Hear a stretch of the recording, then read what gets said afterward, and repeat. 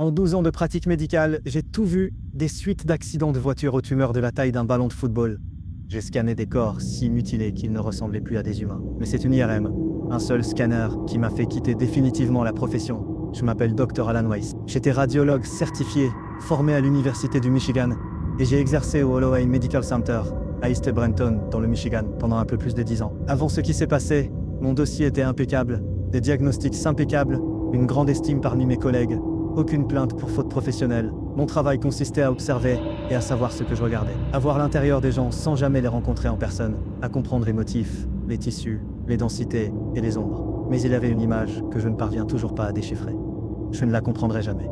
Cela s'est passé en octobre dernier. C'était un mercredi 18 octobre, de garde de nuit.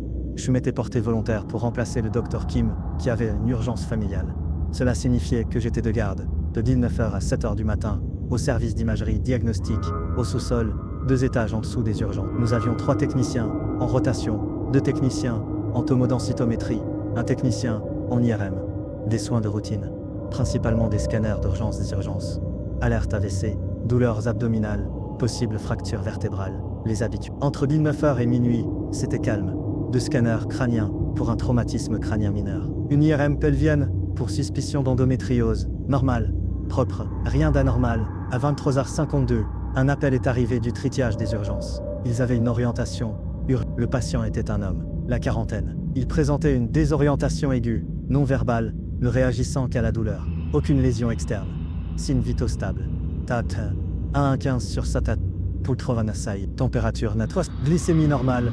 Aucun signe d'AVC. Au scanner initial. Pas de traumatisme crânien. Mais ses yeux étaient fixes. Ses pupilles réactives, mais sans suivi.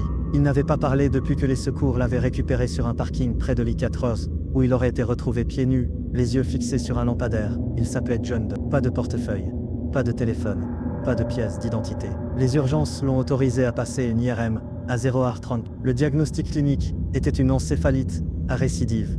J'ai signé l'ordonnance et demandé à Lise, la technicienne en IRM, de préparer le scan. Je me souviens avoir vérifié moi-même le protocole d'imagerie. IRM cérébrale standard, T1, T2, flair, DWI et post-contraste, si nécessaire. Le patient a été amené par la sécurité, et non par une infirmière. Cela m'a frappé. Habituellement, nous avons un aide-soignant, ou une infirmière en soins intensifs, mais là il s'agissait de 2 agents de sécurité. L'un d'eux, Paul, je le connaissais, il avait l'air mal à l'aise, il a dit que le type était silencieux. Il n'a pas bougé, il n'a même pas cligné des yeux quand ils l'ont attaché sur le brancard. Il a juste regardé le plafond comme s'il lisait quelque chose dessus. L'IRM a commencé à 0h52. Les 3 premières séquences étaient correctes. T1 axial, T2 sagittal. Je regardais à moitié les images en direct sur le pack tout en mangeant des bretzels.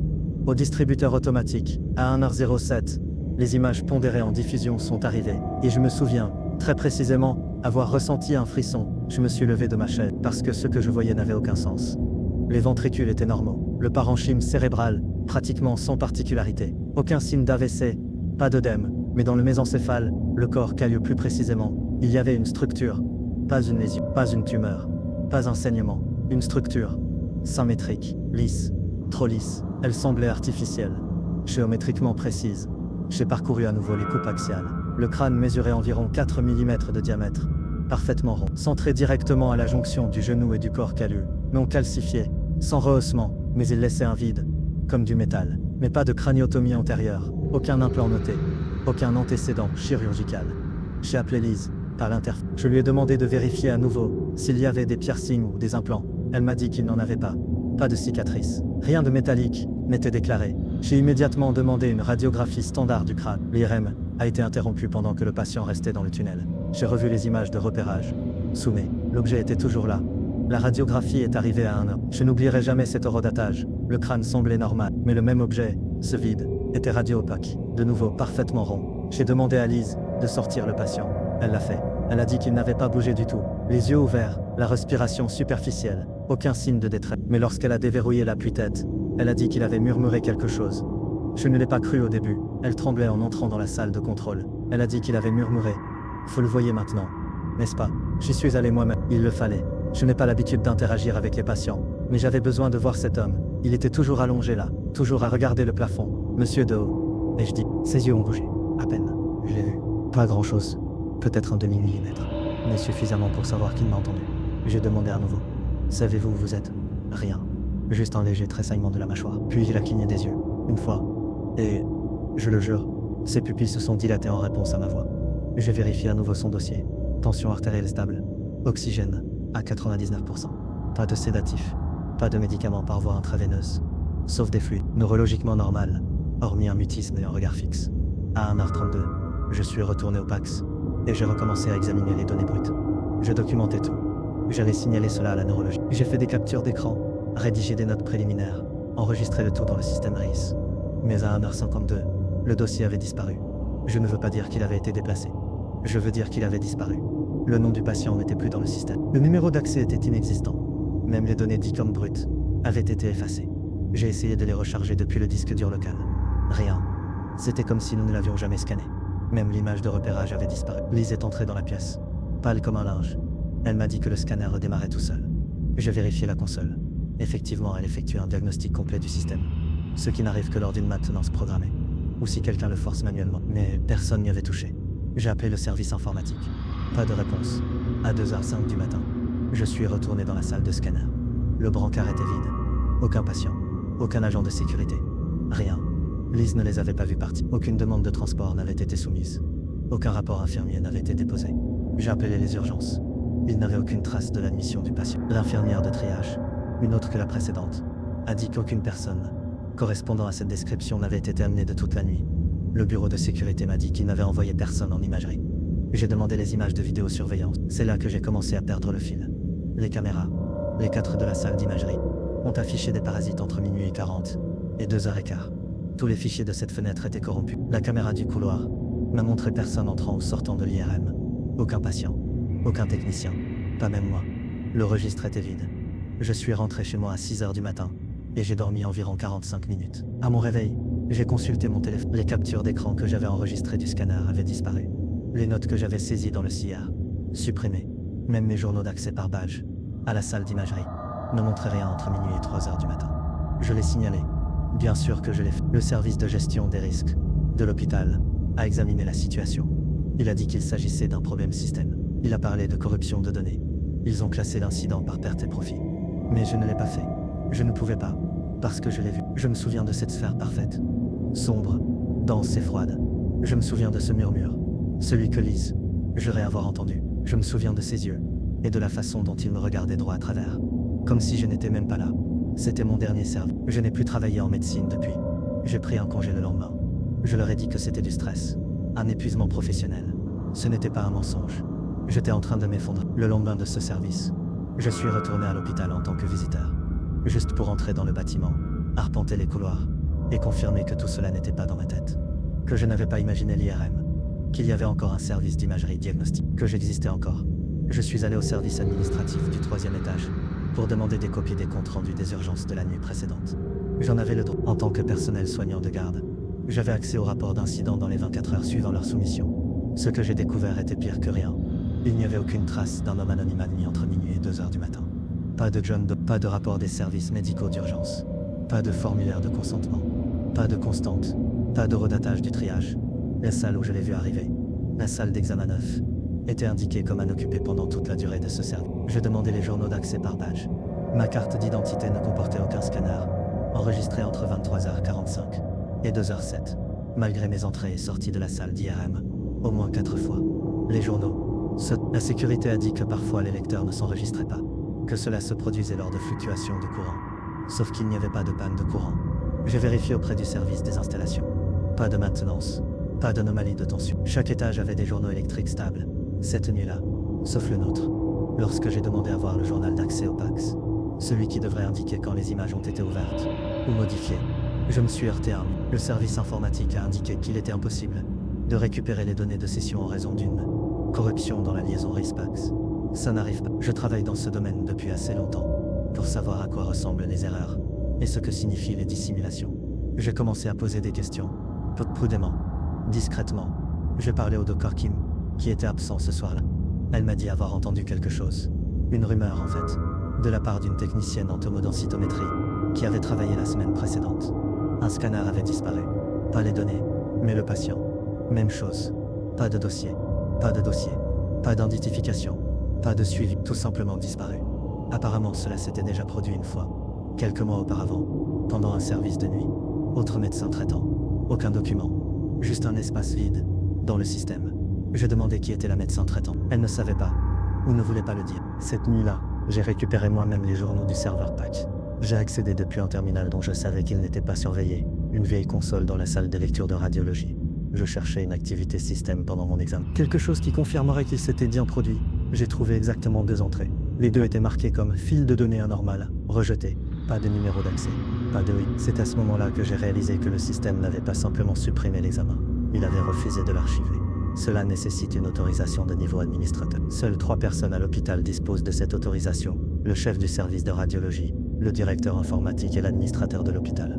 J'en faisais pas partie. L'IRM stocke ses propres journaux internes, distincts du PAC. Ces journaux sont bruts et difficiles d'accès, mais je savais comment les obtenir. J'ai récupéré les fichiers de diagnostic embarqués du scanner 2 jours plus tard, lors d'un autre service de nuit, sous prétexte d'effectuer un contrôle qualité de routine. Les journaux ont tout confirmé. À 0h59, le forage a été activé. À 1h06, un scan a été lancé. Flair axial, 22 coupes. À 1h13, un utilisateur a interrompu la session. À 1h21, la machine a tenté d'écrire sur le stockage local et a échoué. Erreur d'écriture, structure d'objet non définie. Je n'avais jamais vu cette erreur auparavant. J'ai interrogé Lise à ce sujet, nonchalamment, en faisant semblant de faire un suivi pour le contrôle qualité. Elle a semblé mal à l'aise. Elle a dit qu'elle ne se souvenait pas clairement de cette nuit, que le scanner avait redémarré tout seul et qu'elle avait rempli un rapport. J'ai demandé à le voir. Elle a dit qu'il n'y avait aucune trace de cela dans le système. Le pire, elle s'est mise à pleurer, silencieusement. Elle a essayé de le cacher, mais je lui ai demandé, doucement, ce dont elle se souvenait. Elle a secoué la tête. Elle a dit que c'était juste une nuit étrange, que parfois les patients vous dérangent, surtout quand ils ne parlent pas, quand ils restent allongés là à regarder. Elle a dit, on aurait dit qu'il attendait depuis longtemps. C'est ce qui m'a effrayé. Cela n'avait aucun sens. Rien de tout cela n'en avait. J'ai commencé à être obsédé. Chaque instant de cette nuit, chaque image de ce scanner était gravée dans ma mémoire. J'ai commencé à esquisser la structure que j'avais vue. Je n'avais rien d'autre. Juste ça, une sphère parfaite, sombre, uniforme, enchâssée dans le corps callu. Ce n'était pas une lésion, pas un kyste, pas une hémorragie. Ce n'était pas anatomie. J'ai montré le croquis au docteur Langford, un de mes anciens mentors aujourd'hui à la retraite. Je lui ai dit qu'il provenait d'un cas rare.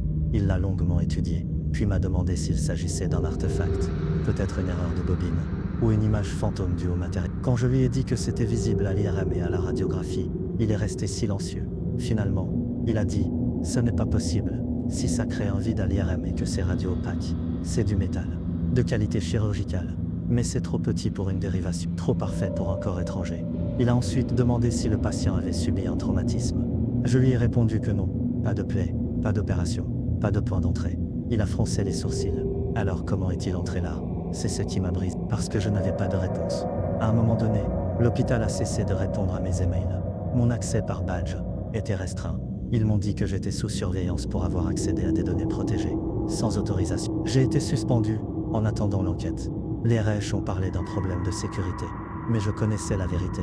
Ils fermaient l'hôpital. J'ai déposé un rapport officiel auprès du Conseil de l'Ordre des médecins du Michigan. Je n'ai jamais eu de réponse. J'ai envoyé une lettre à la division des dispositifs médicaux de la FDA, soupçonnant un dysfonctionnement du scanner. Aucune réponse. Même le fabricant de l'appareil IRM, Siemens, n'a jamais accusé réception de ma demande. Ce soir-là, je suis retourné à l'hôpital. Je n'aurais pas dû, je le savais, mais il fallait que je vérifie si le patient était revenu. Il fallait que je sache si je l'avais imaginé. J'ai attendu dans ma voiture en face des urgences de 23. Même vêtements, même visage impassible. Et lorsqu'il est passé sous les lampes au sodium, je jure qu'il a penché la tête, pas vers l'hôpital, ni vers la route, mais vers moi, directement vers moi. Il a tourné la tête, légèrement. Non pas qu'il ait remarqué un mouvement, mais plutôt qu'il le savait, comme s'il me cherchait. Je ne suis pas sorti de la voiture. Impossible. Je suis resté assise, parfaitement immobile, à le regarder à travers le pare-brise, le cœur battant si fort que j'ai cru mes veines. Il a continué à marcher, pas vers l'hôpital, pas loin. Juste de l'autre côté, comme si l'endroit lui-même ne signifiait rien pour lui. À 2h48, il a atteint le bout du parking. Aucune caméra de surveillance de ce côté. C'est là que se trouve le bâtiment de l'alimentation électrique auxiliaire, une structure trapue en béton, utilisée pour abriter les générateurs de secours et une partie du câblage de l'établissement. Il n'a pas ralenti. Il s'est dirigé droit vers lui, et s'est arrêté derrière, hors de vue. J'ai attendu 10 minutes, puis j'ai démarré. Je n'aurais pas dû le poursuivre, mais je l'ai fait. Quand j'ai atteint l'autre côté du parking, il avait disparu. La porte du bâtiment auxiliaire était verrouillée. Elle l'est toujours. Seul le service des ingénieries en a les clés. J'ai fait 3 fois le tour. Rien. Aucune trace de pas. Aucune porte ouverte. Aucune serrure cassée. J'ai déposé une demande d'accès aux installations le lendemain matin, prétextant une enquête sur des vibrations inhabituelles provenant de l'étage d'imagerie. On m'a accordé une visite ponctuelle avec un technicien du site nommé Josh. Nous sommes entrés dans le bâtiment à 10. L'air intérieur était sec, plus chaud qu'à l'extérieur. Des néons bourdonnaient au-dessus de ma tête. L'endroit sentait la poussière et l'ozone. Il s'agissait principalement de rangées de disjoncteurs et de panneaux transformateurs, ainsi que d'armoires métalliques verrouillées marquées haute tension. Je ne m'attendais pas à trouver quoi que ce soit. Je me trompais. Dans l'angle nord-ouest, près du plus ancien conduit de câblage, j'ai trouvé quelque chose encastré dans le mur. Une marque. Au début, j'ai cru à de la saleté, une tache sombre. Mais en regardant de plus près, j'ai vu que c'était gravé. Faiblement, mais intentionnellement. C'était un cercle, environ 4 cm de diamètre, parfaitement symétrique, agriffé à la main. Brûlé, Josh m'a demandé si j'allais bien. Je lui ai répondu que oui. Nous sommes partis 15 minutes plus tard. Je suis rentré directement chez moi et j'ai pris une photo du croquis que j'avais fait de l'objet du scanner. Le cercle dans le mur était le même. Pas semblable, identique. J'ai commencé à tout noter, à documenter, à reconstituer la séquence des événements. Date, heure, température, constante. Pas pour un conseil, pas pour un litige, pour moi-même. J'ai essayé de trouver une logique dans un schéma qui ne correspondait pas à la médecine. C'est là que les rêves ont commencé. Le premier est arrivé 3 jours plus tard. Dans le rêve, j'étais de retour dans la salle de contrôle de l'EM. Le scanner bourdonnait, exécutant une séquence. Je regardais l'écran, mais il n'y avait aucune image, juste des parasites. Puis l'interphone a grésillé. Et je l'ai entendu. Une voix. Pas Lise. Pas le patient. Un de calme. Précis. Prononçant mon nom. Il a dit « Tu regardes du mauvais côté ». Je me suis réveillé avec du sang dans la bouche à force de m'être mordu la langue. Les rêves ont continué. Toujours le même décor. Toujours la même voix. Parfois la phrase change. Une fois, il a dit « L'image est une clé ». Une autre fois, il n'y a pas de souvenir. Seulement de la reconnaissance. À la fin de la semaine, je ne dormais plus que 2 heures par nuit. J'ai déménagé et loué une chambre de motel dans une autre ville. J'ai arrêté d'utiliser les cartes de crédit. J'ai changé de numéro. J'ai fermé ma messagerie. J'ai commencé à recevoir des appels de numéros inconnus de toute façon. Toujours la nuit. Jamais un message. Juste une sonnerie ou deux. Puis le silence. J'ai rendu visite à un ami informaticien, quelqu'un en qui j'avais confiance, et je lui ai demandé de m'aider à diagnostiquer mon téléphone. On y avait accédé à distance. Des processus d'arrière-plan étaient actifs à partir d'un package non signé. Il a dit que ce n'était pas un malware. C'était autre chose. Quelque chose qu'il n'avait jamais vu auparavant. Cela s'appelait Scanner Prontax. Il a essayé de l'effacer. Le téléphone s'est figé. Je l'ai jeté à la rivière. À ce moment-là, j'ai réalisé que l'hôpital ne m'ignorait pas seulement. Il me surveillait. Pas officiellement. Pas officiellement. Pas sur le papier. Mais c'était évident. Mes anciens collègues ont cessé de me parler. Une technicienne en radiologie a traversé la rue en me voyant arriver. Une infirmière avec qui je suis sorti pendant 1 an a bloqué mon numéro. Un soir, je suis retourné au parking de Holloway Medical. Juste pour voir. Les lecteurs de badge avaient été remplacés. Les caméras avaient changé d'angle. Même le poste de sécurité, de nouveaux visages. C'était comme si l'hôpital avait effacé toute la garde que j'y avais effectuée. Comme s'ils effaçaient l'historique. J'ai consulté les offres d'emploi en ligne sous un pseudonyme. Ils avaient publié mon ancien poste. Poste. Ouvert. Radiologue, titulaire, centre de traumatologie de niveau I. Aucune mention de licenciement. Aucune trace de ma démission. J'ai essayé d'accéder au portail des licences médicales du Michigan. Mes titres de compétences existaient toujours. Mais ils étaient inactifs. Indiqués. Suspendus suspension administrative. Aucune raison. Aucun numéro de téléphone. J'ai contacté un ancien professeur de mon internat. Je lui ai demandé s'il avait déjà entendu parler d'un cas où les données s'étaient effacées d'elles-mêmes. Où un scanner pouvait révéler quelque chose qui ne devrait pas exister. Il a été gentil. Paul Lee. Il a été gentil. Paul Lee. Il a été gentil. Paul Lee. Il m'a écouté attentivement. Puis il a posé une question à laquelle je ne m'attendais pas. Avez-vous parlé à quelqu'un du service de neurologie? Je lui ai répondu que non. Il m'a dit qu'il se souvenait avoir entendu parler de quelque chose. Il y a des années. Un cas de boîte noire. Une de ces histoires de fantômes que les internes se racontent entre eux, pendant les gardes. À propos d'un scanner qui avait révélé quelque chose d'inhabituel dans le cerveau. Une structure. Circulaire.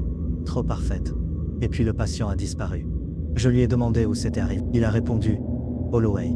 Il ne se souvenait plus de l'année. Il a dit que c'était avant son époque. Mais il se souvenait avoir entendu dire que le neurologue traitant avait pris un congé après ce cas et n'était jamais revenu.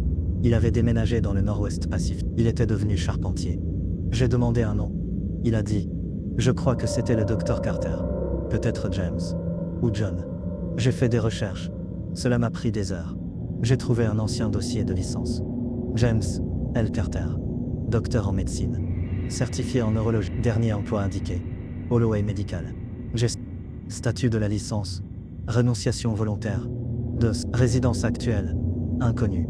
Le seul document que j'ai pu trouver était un article de revue, publié dans Neuroimaging Quarterly en 2000. Le titre: Observation de structures cérébrales non physiologiques en IRM à Auchan.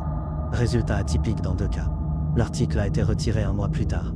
Raison: défaut de validation de l'intégrité des données. J'ai trouvé une copie numérisée dans un miroir d'archives. Les images étaient en basse résolution, granuleuses, mais l'une d'elles, une coupe axiale. La structure était là. Centre, rang, bord, net. Parfait. J'ai imprimé l'article. Chaque page. Je l'ai conservé dans un tiroir fermé à clé dans la chambre que je louais près de l'Interstate. C'est à Haven. J'ai arrêté de sortir pendant la journée. J'ai arrêté de consulter les informations. J'ai commencé à dormir par roulement. 2 heures. Puis réveil. Et ainsi de suite. Je ne faisais plus confiance au silence. J'avais l'impression que quelque chose m'attendait. L'article ne mentionnait aucun nom de patient. Juste des références. Cass 1 et Cass. Et Cass 2. Tous deux étaient de sexe masculin. L'un dans la trentaine, l'autre à la fin de la quarantaine. Tous deux présentaient des symptômes neurologiques non spécifiques. Désorientation, mutisme, et ce que l'auteur a décrit comme un vide affectif. Aucun traumatisme, aucune infection. Les constantes vitales étaient normales. Un patient aurait présenté une glycémie élevée, mais pas à des niveaux critiques. L'imagerie a été réalisée sur un système d'IRM à 1,5 Tesla. Constatation: structure sphérique symétrique centrée sur le corps calleux. Pas de rose, vide de signal sur toutes les séquences. Radio-opacité correspondante à la radiographie. Pas de calcification. Aucun signe d'atteinte vasculaire. Tissu cérébral environnant normal. Pas d'œdème. Pas d'effet de masse. Aucun signe de pression. Aucun antécédent de chirurgie, de blessure ou d'implant. Les 2 patients auraient quitté l'hôpital avant que le suivi ne puisse avoir lieu. Voilà ce qui est écrit. Laissé. Aucune documentation. Aucune ordonnance de sortie. Juste l'un des derniers paragraphes de l'article m'a interpellé net. Je l'ai mémorisé. Dans les 2 cas, le personnel soignant a signalé des troubles inhabituels coïncidant avec les événements de l'examen. Panne de l'équipement, perte d'intégrité des données, et dans un cas, des rapports non confirmés d'hallucination auditive, rapportés par le personnel de soutien. En raison du manque de soutien institutionnel et du caractère volontaire de la documentation des cas, l'auteur reconnaît l'absence de fondement scientifique reproductif. Cependant, l'auteur postule l'existence potentielle d'anomalies intracrâniennes, non biologiques incompatibles avec les classifications pathologiques connues. C'est le code médical pour « nous ne savons pas ce que nous avons vu ». J'ai passé les 2 jours suivants à essayer de contacter quiconque pourrait savoir où le Dr James Carter était allé. Son ancienne adresse email universitaire était obsolète. Sa licence était marquée comme inactive. Le numéro de téléphone indiqué pour sa dernière adresse, connu, a sonné sur une ligne coupée. Puis, sur un coup de tête, j'ai appelé un numéro que j'avais trouvé enfoui dans un vieil annuaire universitaire datant de... Il appartenait au rédacteur en chef de Neuroimaging Quarterly à l'époque, où l'article de Carter avait été soumis. Une femme a répondu, une voix plus âgée, une voix à mes yeux. Lorsque je me suis identifié et que je l'ai interrogée sur le retrait de la soumission du Dr Carter, elle est restée silencieuse. Puis elle a dit, très doucement, « Vous en avez trouvé un aussi, n'est-ce pas ?» Je lui ai demandé ce qu'elle voulait dire. Elle a dit, « Vous n'êtes pas le premier. Vous ne serez pas le dernier, mais vous devriez arrêter maintenant, avant qu'il ne vous revoie. » Je lui ai demandé de qui, ou de quoi elle parlait. Elle a raccroché. Ce soir-là, j'ai reçu une enveloppe marron glissée sous la porte de ma chambre de motel, sans adresse, de retour. À l'intérieur se trouvait une seule page, photocopiée de ce qui ressemblait à un dossier médical. Il avait été largement expurgé, mais la coupe d'imagerie était que... J'ai reconnu la séquence. C'était une séquence axiale T2, le même protocole que nous avions utilisé. Le revoilà. L'objet, parfaitement sphérique, exactement la même position, même vide, même diamètre, 4 mm. Il y avait une annotation supplémentaire griffonnée à la main au bas de la page. Les yeux étaient ouverts. Le patient ne respirait pas, toujours conscient. Je quittais le motel 1 heure plus tard. J'ai roulé vers le sud. J'ai dormi sur les aires de repos. J'ai utilisé uniquement des espèces. J'ai changé d'apparence. Je me suis laissé pousser la barbe. Je portais des chapeaux à l'intérieur. Je perdais la notion du temps, jusqu'à ce que quelque chose change. J'ai commencé à le voir, pas seulement sur les scans, dans la vraie vie. Des cercles parfaits, gravés au dos d'un panneau métallique, sur la route, gravés sur un banc en bois, devant une station-service, dans l'Iowa, dessinés par la condensation sur la vitre d'un bus, Greyhound, dans lequel je n'étais jamais monté. Ce n'était pas seulement dans un restaurant dans l'Indiana. J'ai entendu un homme parler au téléphone dans la cabine d'à côté. Il n'arrêtait pas de dire « Non, Il est toujours là, je le sens. Je l'ai revu dans l'évier. J'ai jeté un coup d'œil. Il tenait une serviette en papier. Trempe, un cercle grossier était dessiné dessus avec du ketchup. Il m'a surpris à le regarder. L'espace d'une fraction de seconde, son expression s'est figée. Puis il a souri, trop largement, et a dit « Tu n'es pas encore prêt ». Je suis parti immédiatement. À la fin du mois, je ne pouvais pas passer plus de quelques heures sans le voir. Parfois gravé dans du bois, parfois imprimé dans mes propres livres. Une fois, dans